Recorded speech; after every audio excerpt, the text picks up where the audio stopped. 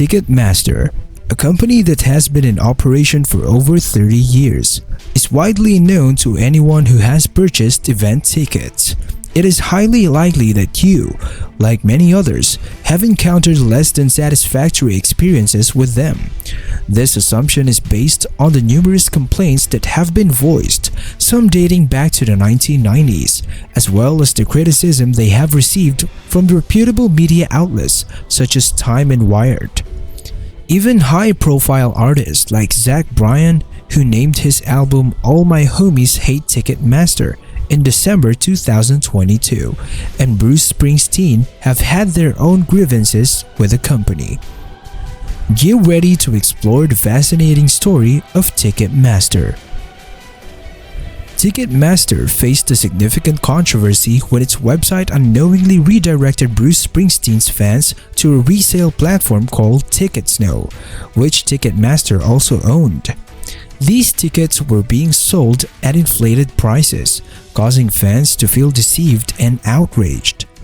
The incident led to official complaints, a substantial lawsuit, and Springsteen himself expressing his anger towards Ticketmaster for mistreating his fans. Additionally, in 2022, Ticketmaster faced further issues with their dynamic pricing system, where some tickets were priced at over $5,000, which received strong criticism from Springsteen's fanbase. However, it is worth noting that the majority of tickets remained reasonably priced. The incident involving Taylor Swift garnered significant attention as Ticketmaster's website for ticket pre-sales experienced overwhelming traffic, causing it to crash within an hour. Although it was a record-breaking day for ticket sales by an artist, Ticketmaster had assured Swift that they could handle the demand but ultimately failed to do so. This resulted in a frustrating experience for fans, and Swift herself described it as excruciating. As a result, Ticketmaster faced official complaints, lawsuits, and a growing number of individuals who were displeased with the company. These instances serves as just a few examples highlighting the widespread dissatisfaction towards Ticketmaster. John Oliver has famously labeled Ticketmaster as one of the most despised companies worldwide, making them an ideal subject for my series on detested companies. It's worth noting that when discussing this topic, I aim to maintain objectivity. I don't hold a personal grudge against Ticketmaster. Rather, I've observed a significant amount of animosity directed towards them. Investigating and uncovering the origins of this widespread disdain would be an intriguing endeavor. It's evident that many concert goers and even artists themselves harbor a negative sentiment towards Ticketmaster. Despite this mutual dissatisfaction, both parties often find themselves compelled to use Ticketmaster's services due to various complexities within the concert industry. Eliminating Ticketmaster may seem like an immediate solution since they are often viewed as an unpopular middleman. However, the concert ecosystem involves multiple stakeholders, including the artists, fans, venues such as stadiums or theaters, and promoters, all working together to orchestrate successful events. During the 1970s, concert promoters played a crucial role in managing various aspects of live performances, including artist bookings, venue arrangements, concert promotions, and ticket sales. Ticketron emerged as the dominant ticket distribution company during this time, although there were other competitors in the market. However, the landscape shifted dramatically with the introduction of Ticketmaster. Ticketmaster came into existence in the late 1970s through the collaboration of Peter Gadwall, a computer programmer, and Albert, a ticket sales professional associated with Arizona State University. Together, they developed a software solution initially intended for college campuses. This innovative software streamlined ticket sales processes, improved efficiency, and facilitated collaboration among different vendors. It enabled multiple sellers to access and sell items from a shared inventory, moving away from the fragmented ticket distribution model that existed previously. The Ticketmaster system, initially serving a small portion of the market, gradually gained traction by the 1980s. It had become a notable player. In 1982, Pritzker family, renowned for their ownership of the Hyatt hotel chain, acquired Ticketmaster for $4 million. They appointed Fred Rosen, an attorney, to oversee its management, and it was his strategic vision that transformed the industry.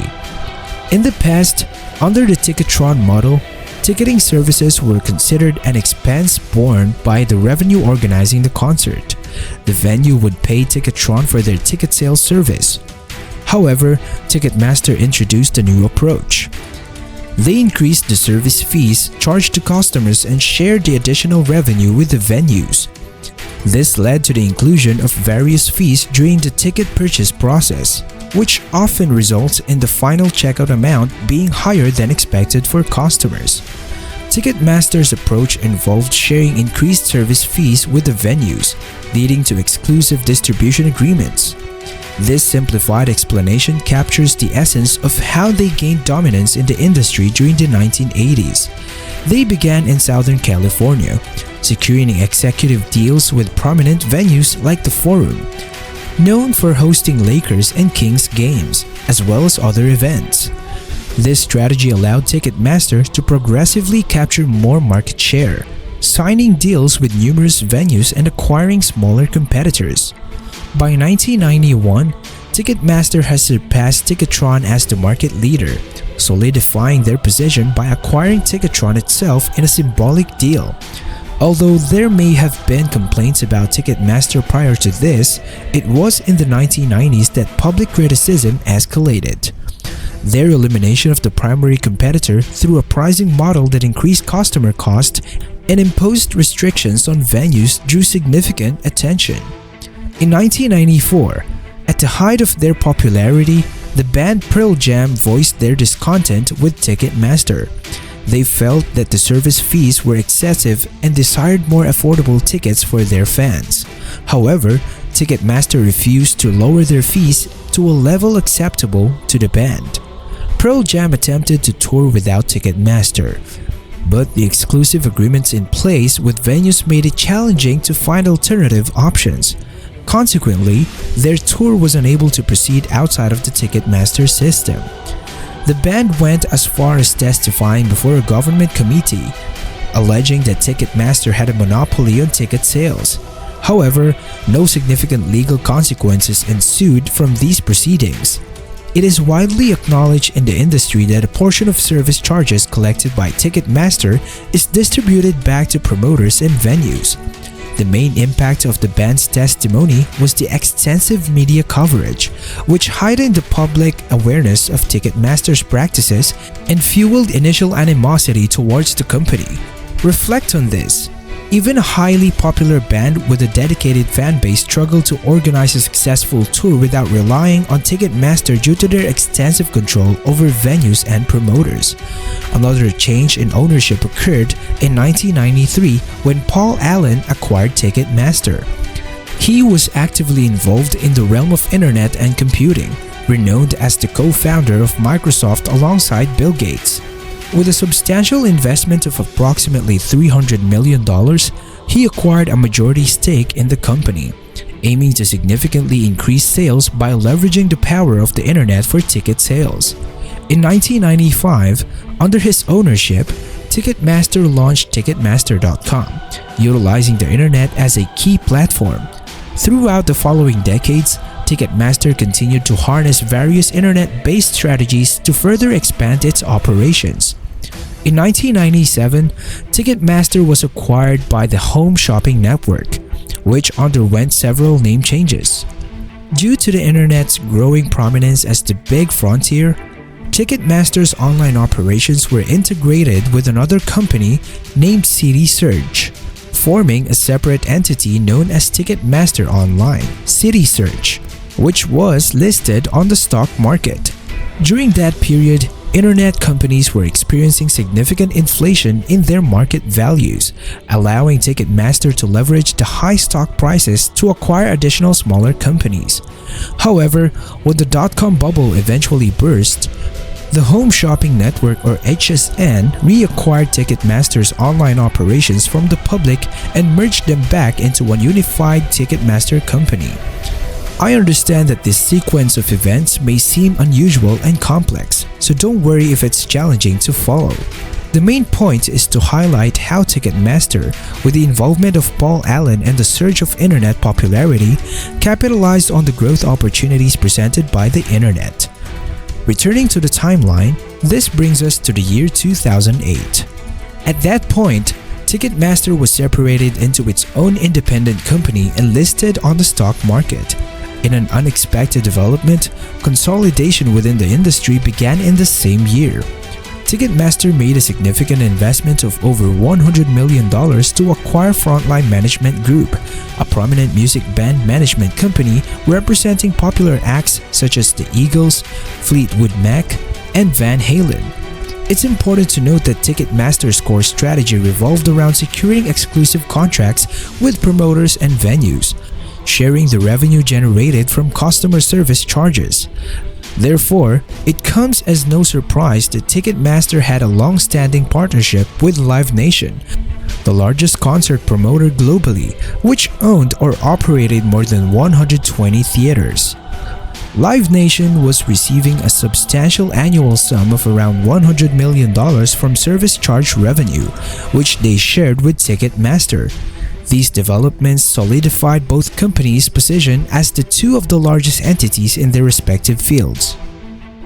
Working in tandem, Ticketmaster and Live Nation effectively established control over the concert industry. In 2010, the two companies merged, forming a conglomerate known as Live Nation Entertainment. Although it took a year for a merger to receive approval from the Justice Department, the stipulations imposed were relatively minor. Today, Live Nation Entertainment wields significant influence over every facet of the live entertainment industry. In 2021 alone, they promoted shows for over 4,000 artists, managing 450 of them through their management companies.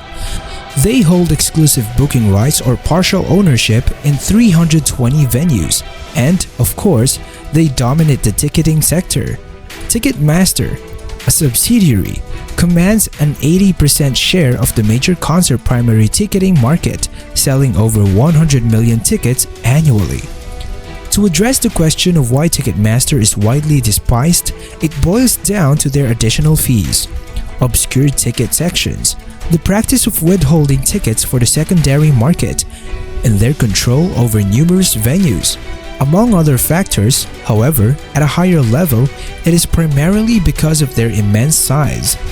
Ticketmaster's dominance is so pervasive that escaping their reach is virtually impossible.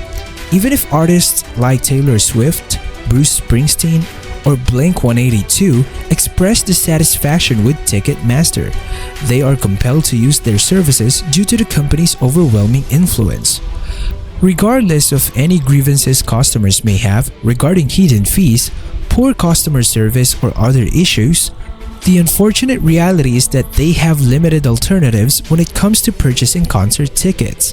Ticketmaster's dominance in the industry has persisted for decades, despite facing accusations of monopolistic practices. The Department of Justice has conducted multiple investigations over the years, and there has been congressional interest in addressing the situation. Even President Joe Biden has hinted at potential intervention. However, as the creation of this video, Ticketmaster has not been compelled to make significant changes to its operations. The company continues to expand its influence, leaving customers with limited options and little recourse for their concerns. And that's a wrap for today's episode of Business Central. We hope you enjoyed delving into the fascinating world of business with us. Remember, the journey doesn't end here. Stay connected with us. Like, comment, subscribe to our channel, and click that notification bell so you won't miss a video. Stay inspired, stay informed, and keep making waves in the world of business. See you in the next one.